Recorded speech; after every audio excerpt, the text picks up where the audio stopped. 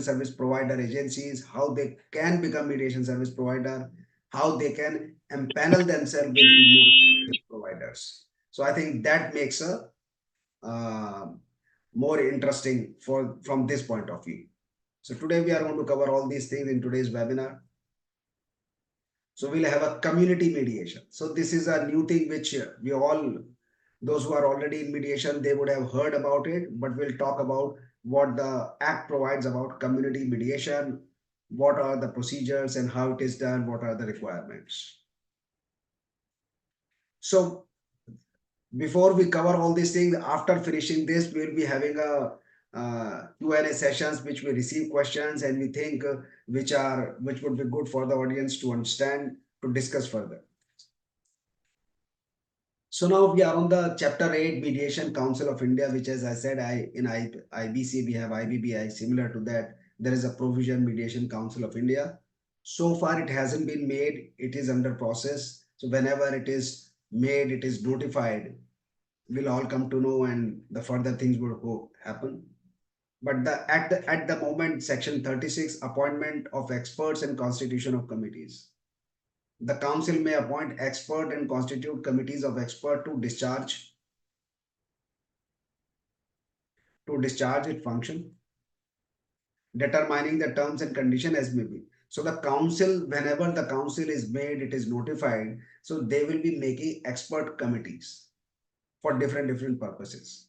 Like for example, if you know, there's a Chartered Account Institute of Chartered Accountants, you have Institute of Company Secretaries.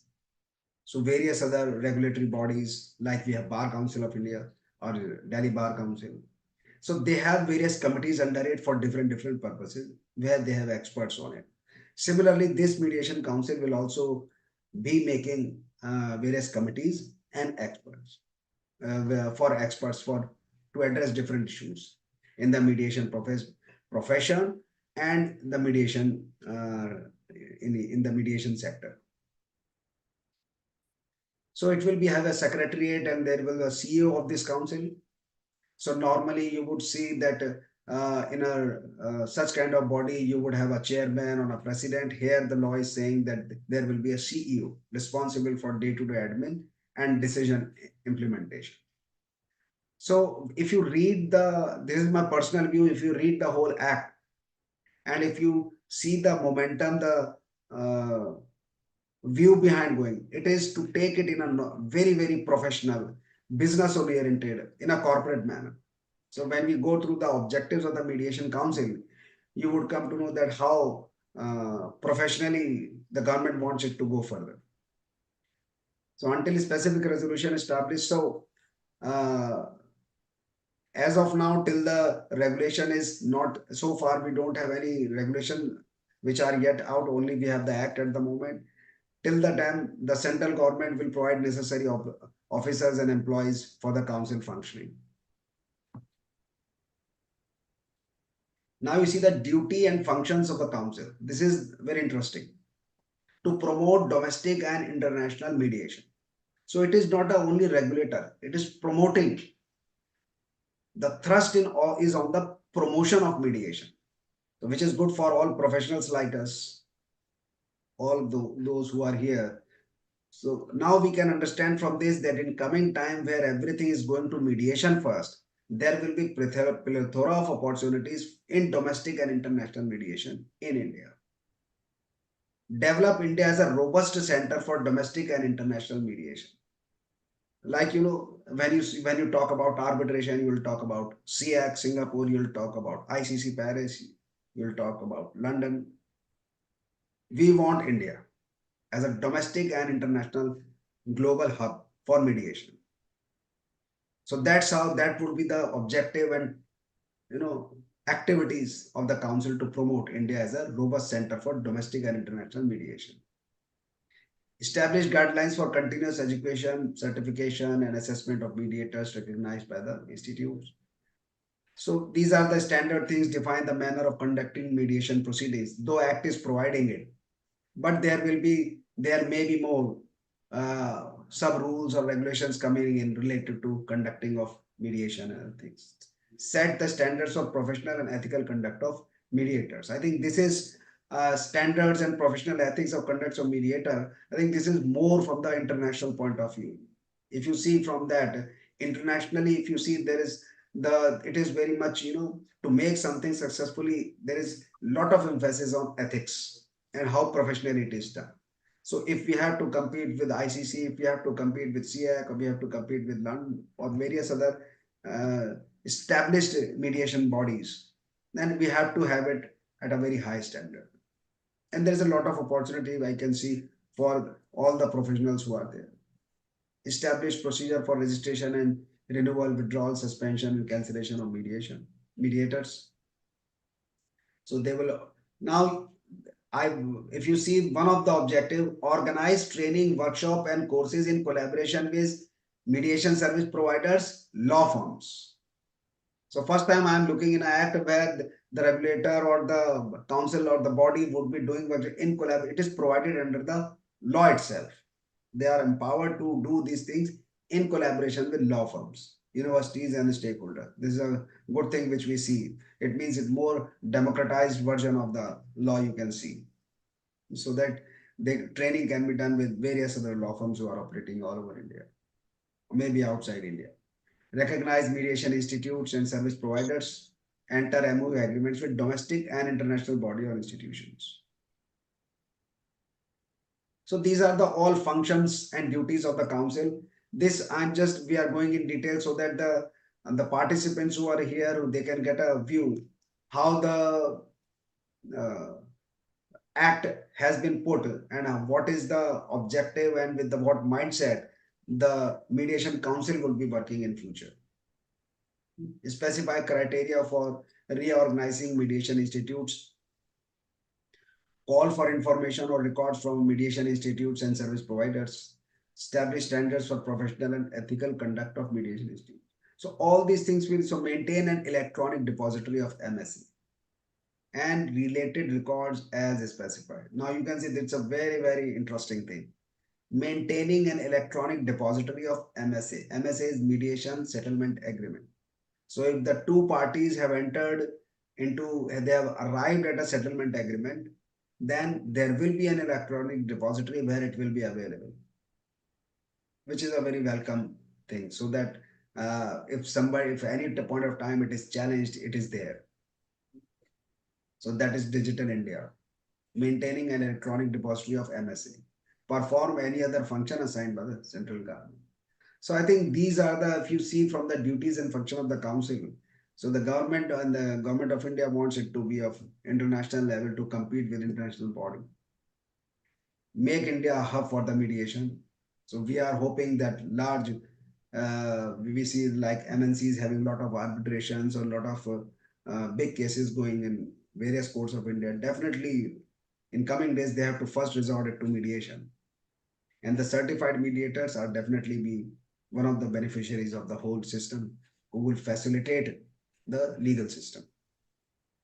And IJMS is in that direction. So India Juris Mediation Service Provider. So whenever the council gives out a guideline, we'll definitely be registering as an MSP. And in the meantime, we are IGMS is trying to empanel mediators from India and globally in different sectors having different expertise, certified mediators from their jurisdiction within India. So that's a separate thing. So let's go back on our Mediation Act.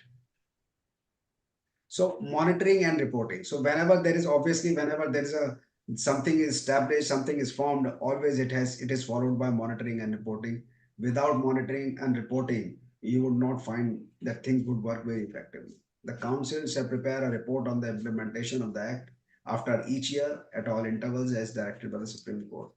So obviously the government would like to know what is happening, is it effective, how it is effective, how to improve, what further efforts to be done. So that is also provided in the act. So this is one of the very interesting chapter, very interesting clauses where I am also beneficiary and most of you are also beneficiary, and we see a lot of prospects in this. So MSP is Mediation Service Provider and Mediation Institutes. So the definition under that provides that MSP is a mediation service provider registered by the mediation council. So it's an entity basically, like in insolvency, you have insolvency professional, which is individual, and then you have an IPE, insolvency professional entity. So MSP is equivalent to that entity. So mediation service provider can be registered by the mediation council. So who is mediation service provider? Section 40 talks about bodies or organization that provides for the conduct of mediation recognized by the council. And that is where IJMS is going to be as we have the regulation out. Authorized authority constituted under Legal Service Act, court annex mediation.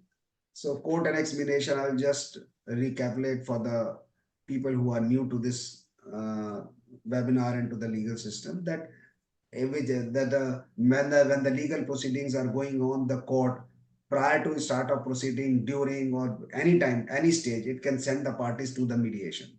So whenever the mediations are referred by the court, annexed to that mediation or the resolution body with that is court annexed mediation, when the court refers to, or any other body notified by central government. So when you say B, C, and D by default are MSP recognized by the council, B, C, D, and A, where private people like us would come in, that would be recognized by the council from time to time as per the guidelines which they lay down in future. So what would be the function of MSP? Like what the mediation service provider will do?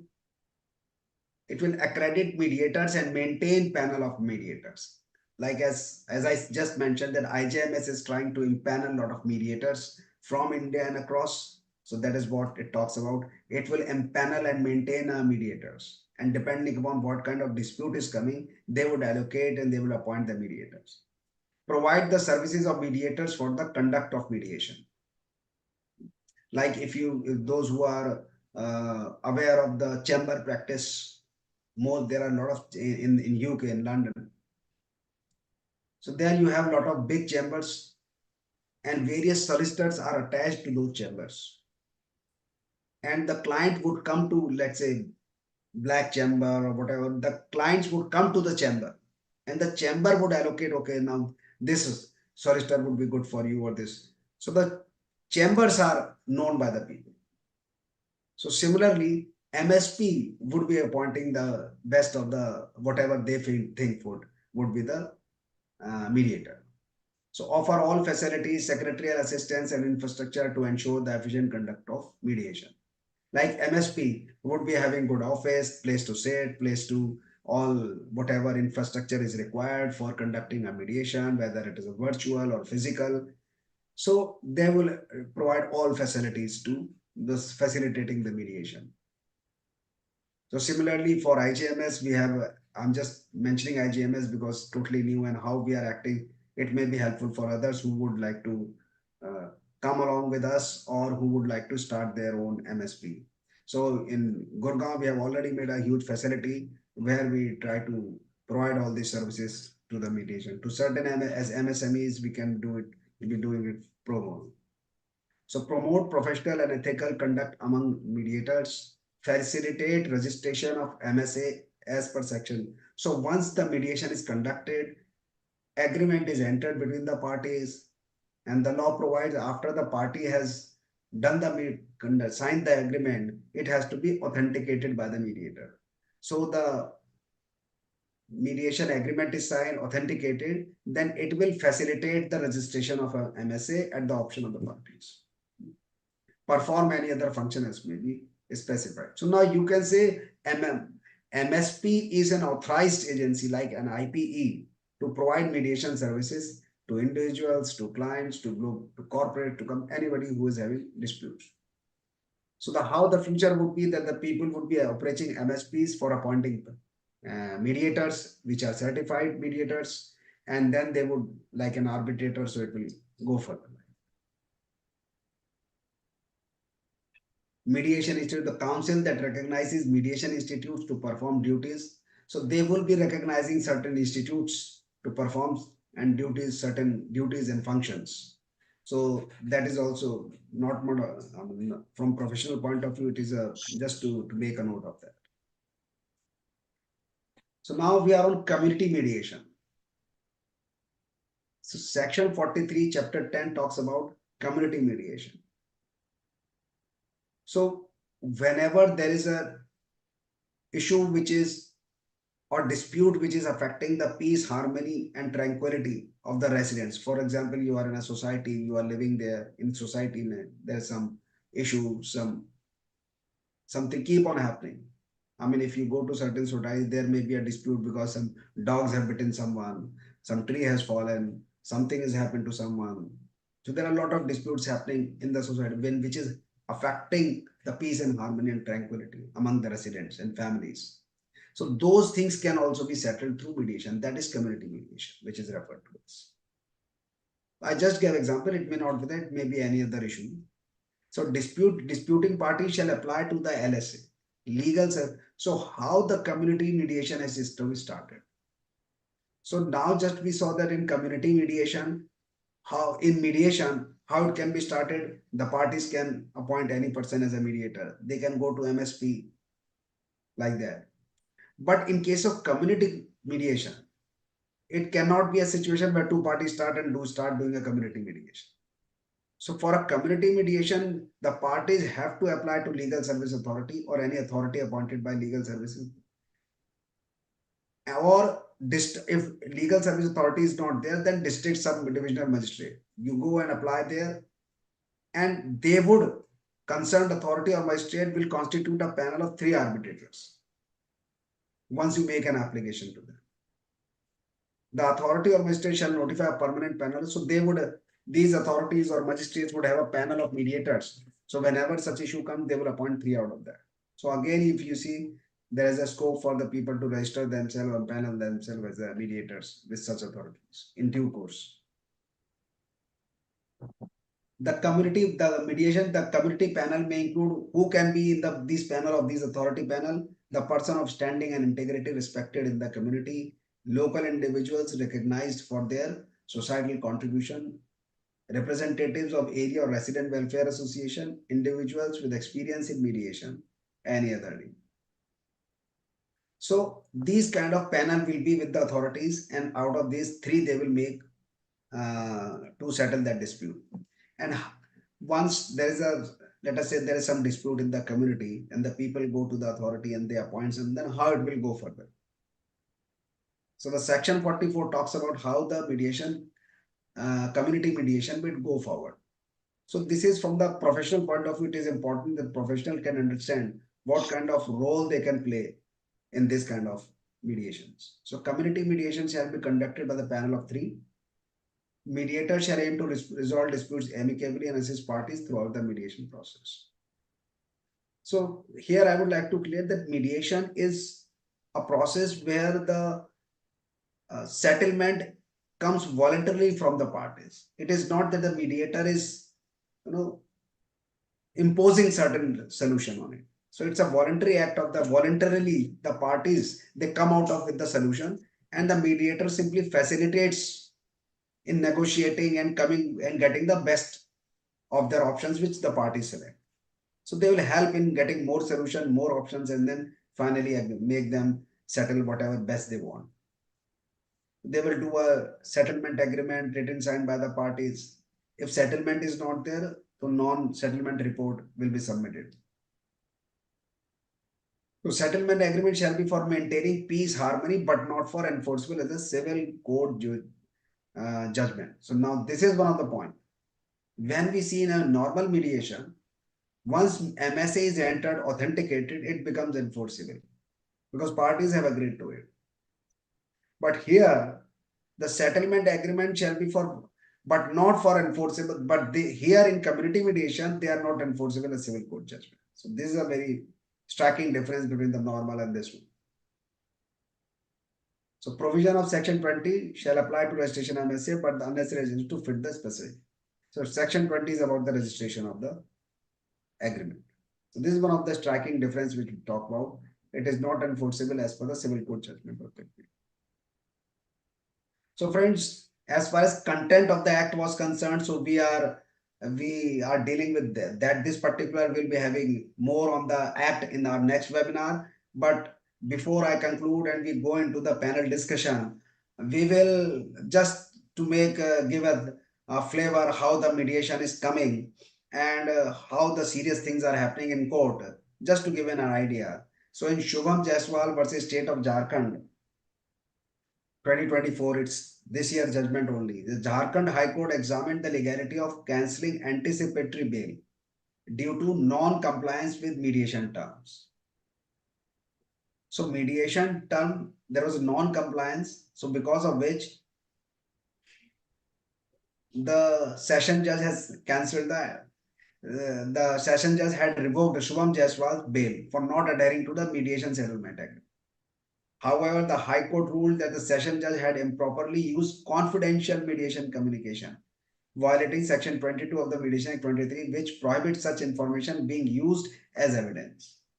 So this particular part of confidential and how it can be used, how it cannot be used, if somebody is interested, they may visit our previous webinars. We have discussed in detail over there. The High Court overturned the bail cancellation, stating that the bail can only be revoked based on the statutory provision under CRP, such an new criminal activity or interference with justice, not for following. So now you can see the mediation is there. It is in the how the things are impacting.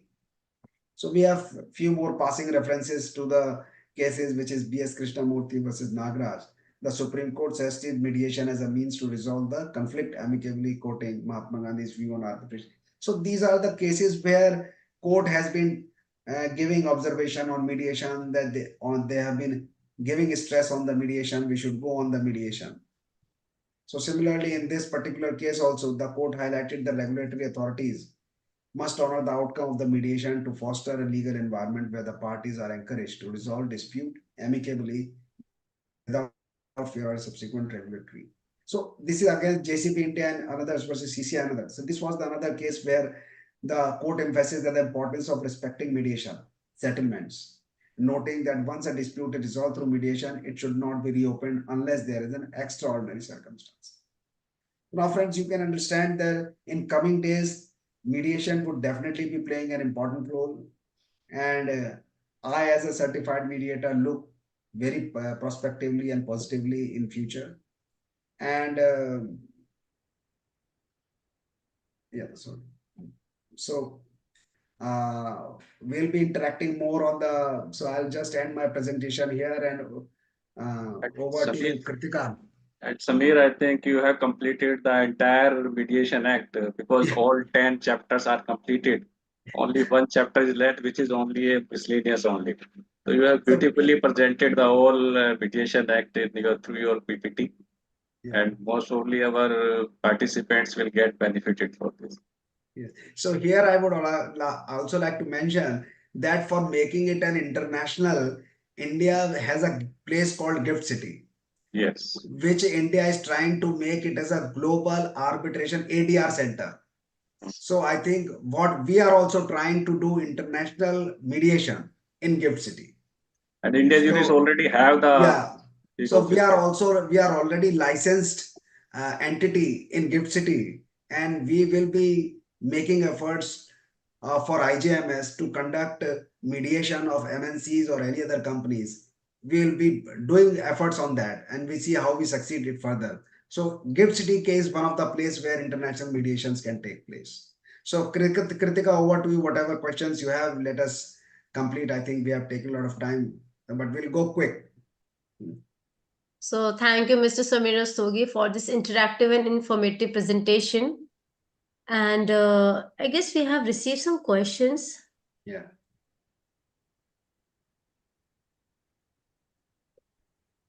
So before moving to the question and answer session, so through this presentation, we have gained some clarity over the duties and function of mediation council and how the online mediation works, and also about the mediation MSP and its function, and further the procedure of community mediation. So now we move to the panel discussion. Before moving to the panel discussion, we have a question in the chat box. So I'm raising it to you, Mr. Samir Rastogi. So somebody has asked a question like, if it is a pre-litigation matter, then which court the settlement agreement to be registered? See, as I said, we mentioned in the, it is clearly mentioned whenever there is a settlement assigned, wherever the jurisdiction of that dispute. For example, if I had to suppose I live in Delhi, one party is in let us say Gurugram in Haryana. So now, if the jurisdiction of this dispute of this particular cause is with Delhi court, then I have to get it registered with the Delhi. If it is with the Haryana court, then I have to with the Delhi. And if it is both, then I have an option. So the law is very clear कि the court wherever the dispute, the court which have the jurisdiction over the dispute, in that jurisdiction we have to register the MSA irrespective of wherever you have conducted the mediation. For example, if I have a dispute in Delhi, though I conducted the mediation in Goa, but if I have to register, I will register it in Delhi. Yes. Okay, so it is about the place where the dispute has arose, right? No, not the dispute has at the place where the court have the jurisdiction over that dispute. Okay. Yeah. Moreover, when the mediation council will be constituted, then definitely some clarity will become from that side. Yes, Kriti.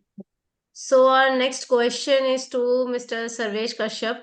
So one of the main objective of this act is to promote the online institutional mediation. Can you please elaborate on the online mediation under this act?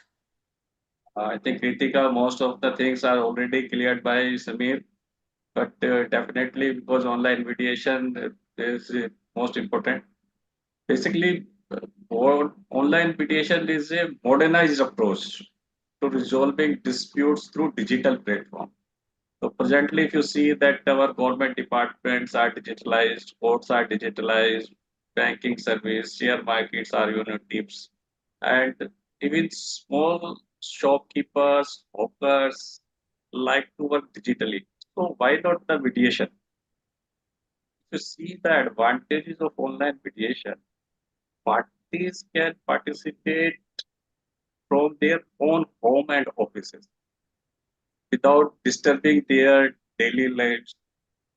We can schedule more quickly, reduce cost, and wider participation. So, online mediation makes the dispute resolution process more accessible, efficient, and convenient.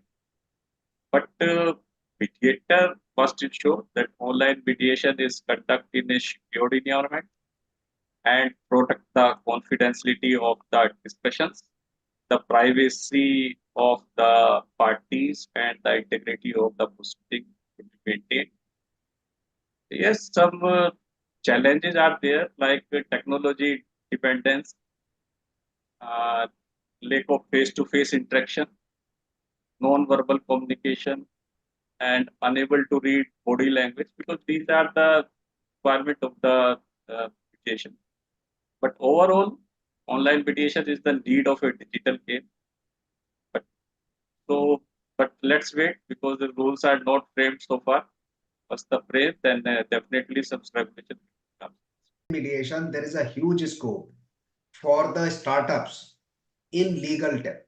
For example, India would be requiring innovative online solutions for conducting mediation Yes. on arbitration.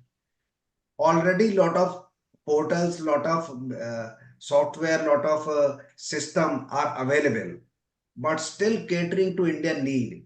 There is a scope for a lot of startups, Indian startups, to come forward and looking at to the Indian environment to evolve and to make such kind of robust platform where and cost effective. I would say cost effective. There are a lot of mediation and arbitration platforms available.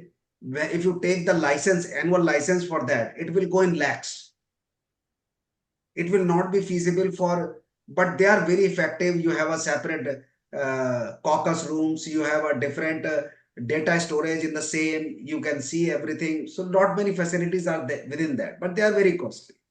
So if some Indian startup come forward with such kind of platform, I think that is the huge one of the scope for Indian startups as well, and for the law firms and for advocates to promote such things. I think that is Yes. even if somebody wants to do a arbitration or mediation, they would search, they will find a lot of platforms who are offering mediation services through platform. So adding more to this question, we have received one more question for Mr. Sarvesh Kashyap. So we learn about the community mediation to understand it better. Can you please give some example of community mediation? Actually, it is already present in our PPT that the community mediation means any disputes that affects peace, harmony, and tranquility amongst the residents or families of any area of the locality may be resolved through dialogues and mutual understanding with the help of neutral mediator. So, community mediation can be applied in various contexts to resolve conflict constructively with peacefully and like that some example is concerned that neighborhood disputes generally in every society neighbors have some concerns over the property line, parking issue, noise issue, plantation issue, so many concerns are there between the neighbors. Second is in schools and colleges the student have who involved in a conflict such as bullying or a disagreement over schoolwork, my participation in mediation session. Family with members who have disagreement such as sibling fighting over the care of elderly parents or inheritance issue might use community mediation. And similarly, that in case of tenant and landlord, suppose in some area tenant and landlord have a disagreement over maintenance issue or rent payment. In such a situation, community mediation can help both the parties express their terms. In workplace also, say, and suppose some a workplace where employee have some concern, suppose in big organization where 500 employees are working, if they have the concern, the same may be resolved through the negotiations, terms, development, through the state community. So this is the brief with the example of community mediation. Yeah. Because so community mediation can be applied in various contexts. So moving to the next question, I would like to ask to Mr. Rastogi. So the Mediation Act provides mediation counsel. So in your views, what is the role and scope of mediation counsel? So I think we dealt very in detail about the mediation council and the role and scope. The role is very exhaustive. We want mediation council to make India a hub for international and domestic mediation, and which can definitely cause to increase the ease of doing business in India. It can, so that it reduces the load of legal cases on the judiciary. So I think it's a very exhaustive one which we have just dealt in the PowerPoint. Yes. So Yes. Okay. if we talk about the confidentiality, so it is a very vital element in mediation also. So Mr. Sarvesh Kashyap, can you please tell us about the confidentiality in mediation proceeding? So what would be the implication if confidentiality is breached by either of the party or the mediator? Kritika, confidentiality is the foundation of the mediation because it encourages open communication and allow the parties to discuss their issue freely and without fear. So if party or the mediator breaches confidentiality, several serious implications could be arise. So like that, parties will lose the trust. If and if trust is lost, it will be difficult to reach an amicable resolution. So confidentiality may be breached if breached by the mediator, it undermines the integrity of the mediation process itself. That many mediation agreements include confidentiality clause. If that clause is breached, that breaching these clauses could result in legal actions, financial penalties, and other legal consequences. And if confidential information is disclosed inappropriately, it may also become admissible in subsequent legal proceedings. So, confidentiality is the important part of the mediation, and a mediator who breaches confidentiality may suffer irreparable damage to their professional reputation. And parties may experience increased stress and anxiety knowing that sensitive information has been exposed. So, if a confidentiality breach is severe, it may lead to nullification of any agreement which is during the mediation. So, confidentiality is important and the main vital element of the mediation. So, mediators and each party should take more cautious towards the confidence. So So, sir, I does think we it just, contains any yeah, Kritika, exceptions?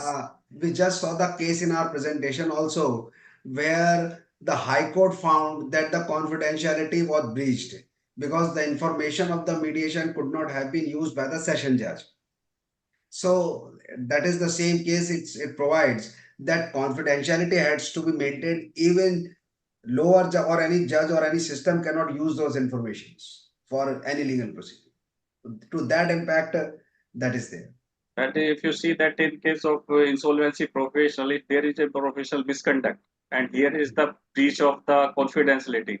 So it's in case that disciplinary actions may be taken or may lose the certificate or license. So Yeah, so Mediation Council of whenever, India can take. yeah, so this may be the policy or the regulation when the mediation council is formed, and then when the regulations are there, probably these may be come up. So, does it contains any exceptions?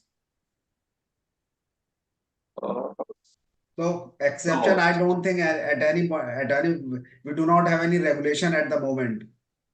So we are yet to see what will be the acceptance. confidentiality may be, but with the consent of all the parties.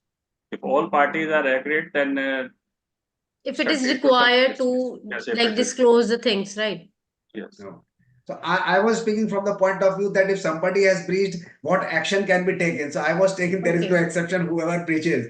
But confidentiality survey is telling clearly that there is an exception to what cases it can be waived, I would say.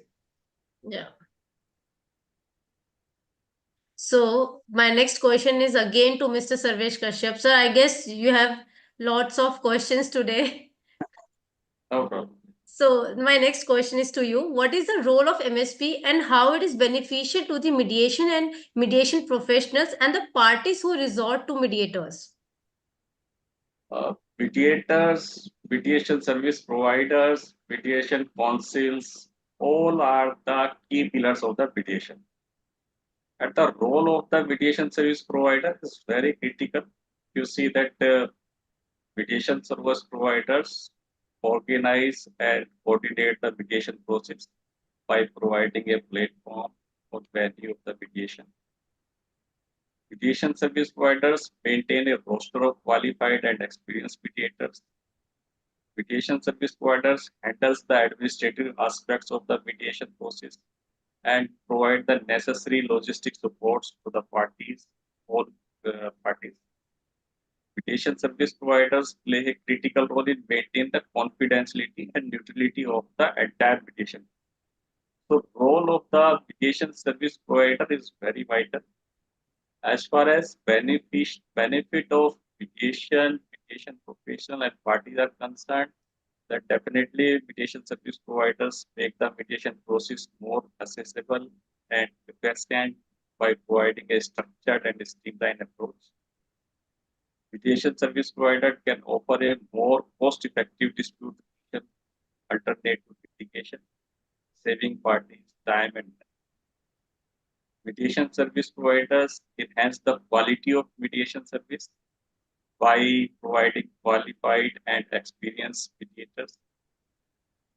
Mediation service providers' main focus is on resolution by providing administrative and logistics. So, mediation service providers have the have the vital role in this total entire system. And in short, mediation service provider enhancing the effectiveness and efficiency of the whole mediation. Yeah. So, Mr. Rastogi, would you like to add something to this question? Yeah, I would say I would like to one add, like we call uh, MSPs are mediation ecosystem enablers. In a short, I would say they are mediation system enablers. So they will do everything whatever enables, propagates, or makes mediation feasible and propagate. So I Thank would term you. them as a mediation system enabler. Like we have a startup ecosystem enablers. Similarly, we have mediation ecosystem enabler, which is MSP. So, thank you, sir. Moving to the last question of today's webinar. So, this is to Mr. Rastogi. So, what role Mediation Council can play in promotion of mediation in India? So I think we just spoke about it, that mostly the main role is to make India a robust hub for domestic and international mediation, and make it very easy accessible to common man, that they should resort to mediation, because awareness, there is less of awareness. Like if you see the people, the other party would never come to mediation. So mostly mediations are not successful. But if the awareness is there, more information is created. So probably like we saw, conducting training, workshops, seminars. So that would, if the council would be doing, creating more awareness among the common man, among the professionals. So I think that would be one of the thing to make India really a hub for mediation. So, before concluding to our webinar, I would like to ask to the participants if they like to ask any question to our panelists, they may raise their query or they just drop it in the chat box. So I can see if there is some uh, mediation professional or arbitration professionals who have joined this webinar. So even if they do not have question, we would request them to share their views on mediation, what they are doing, how they see mediation forward going on in India and internationally. If somebody would like to share their views, even if they don't have any questions, they are most welcome to speak or to open their camera and speak, because it's a knowledge sharing exercise which we are doing. So we may get benefit with the knowledge of any of the participants who are here.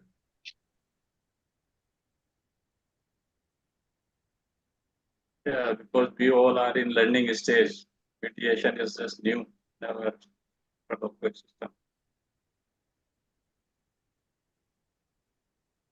So, I Okay, I guess, think Kritika, we have exceeded the time. yeah, So yes, sir. if there is no question, we can thank our participants and then we proceed further. Yes, Yeah. sir. So we come to the conclusion of our webinar. So I thank Mr. Samir Stogi and Mr. Sarvesh Kashyap. I would like to extend my thanks on behalf of IGMS and Mr. Samir Stogi and Mr. Sarvesh Kashyap for enlightening the participants. And I would like to thank the participant who spared their precious time and listened to the speakers. And I hope they have resolved their queries as well as they have gained some clarity on the practical aspects of mediation. So thank you so much for your time and presence. Thank you all. Thank you, everybody. We'll see you next in our next webinar on mediation. Thank you very much.